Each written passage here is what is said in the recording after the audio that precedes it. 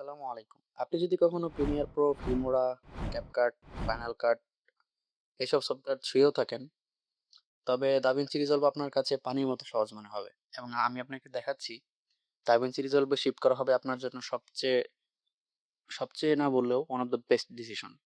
তো চলুন একটা নতুন প্রজেক্ট শুরু করা যাক। প্রজেক্টের নাম দেই নিওটো দাভিঞ্চি। দাভিঞ্চি রিজলভের সবচেয়ে বড় যে সুবিধা সেটা হচ্ছে এই সফটওয়্যার একবার ঢুকলে পুরো এডিটিং প্রসেস শেষ করে রেন্ডার করে তারপর আপনি বের হতে পারবেন। এর মাঝখানে আপনার অ্যাডোবির মতো প্রিমিয়ার প্রতে এডিট করুন, এরপরে আফটার ইফেক্টে যায় এটাতে মোশন ডিজাইন করুন, এরপরে হচ্ছে অডিশনে গিয়ে এটার অডিও এডিট করুন, এরপর আবার প্রিমিয়ার প্রতে নিয়ে সেটাকে রেন্ডার করুন। অনেক ঝামেলা। আমাদের ওইসব ঝামেলার কোনো টাইমই নাই। তো আমরা এডিট করব হচ্ছে পুরোটাই দাভিঞ্চিতে। তো দেখা যাক, একদম শর্টকাটে আপনাদেরকে দেখিয়ে দিচ্ছি কোন পেজে আমরা কি কাজ করব। তো মিডিয়া পেজে হচ্ছে আমাদের যত ধরনের এডিট আছে সবগুলো এডিটের ফাইলগুলো এখানে এসে আমরা অর্গানাইজ করব। আর হচ্ছে ফটো পেজ, এটা নতুন এড করা হয়েছে। আমি এটা তেমন ভাবে দেখার টাইম পাই নাই, কারণ হচ্ছে আমি ফটো তেমন এডিট করি না। এর জন্য ফটোশপ ইলিস্ট্রেটর তো আছেই। কাট পেজ হচ্ছে ক্যাপকাটের একটা ছোট ভার্সন বলতে পারেন। আর এডিট পেজটা হচ্ছে আমাদের প্রিমিয়ার প্রো, ফাইনাল কাট, তারপরে ক্যাপকাট, ফিল্মোরা এই সবগুলা সফটওয়্যার হচ্ছে এই একটা পেজ। কাটিং, টাইটেলস, ট্রানজিশন যত প্রকার না, বেসিক যেসব এডিট গুলো করা হয় সবগুলো আমরা এই এডিট পেজে করব। টাইমলাইন ক্রিয়েট করার জন্য অনেকগুলো উপায় আছে। এর চেয়ে সবচেয়ে সহজ উপায় হচ্ছে জাস্ট এখানে ড্র্যাগ করে এনে দিলেই এটা টাইমলাইনে যোগ হয়ে যাবে।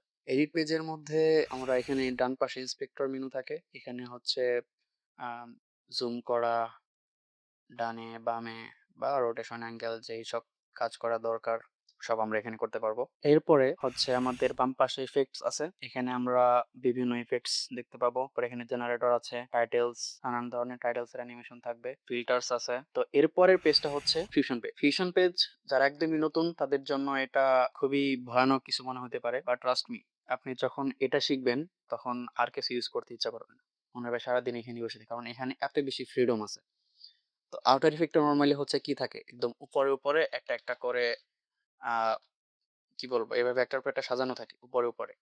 কিন্তু দাভিঞ্চিতে হচ্ছে আমরা এটা যেভাবে খুশি সেখানে রাখতে পারবো। ঠিক আছে? তো একদম নতুনদের জন্য এটা স্কিপ করতে পারেন।